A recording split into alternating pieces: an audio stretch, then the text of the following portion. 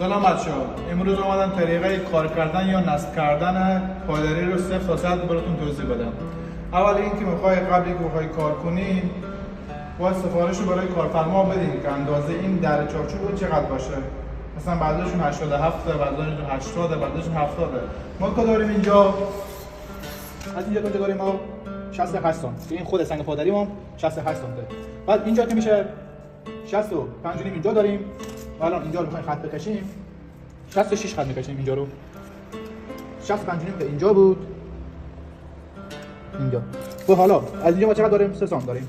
3 سانت میان جلو تا اینجا، یعنی این 3 سانت میان جلو و 4 سانت هم اینجا داریم.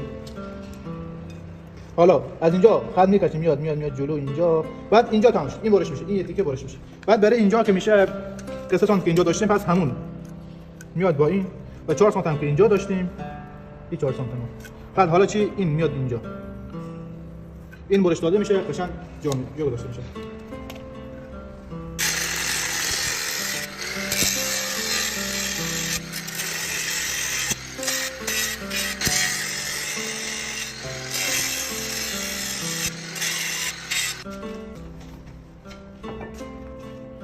این طریق گذاشته میشه. و در ضمن یک نکته دیگه خیلی مهمه که اینجا میخواید برای اینکه مالات اینجا چی کنیم باید سیمان سفید باشه.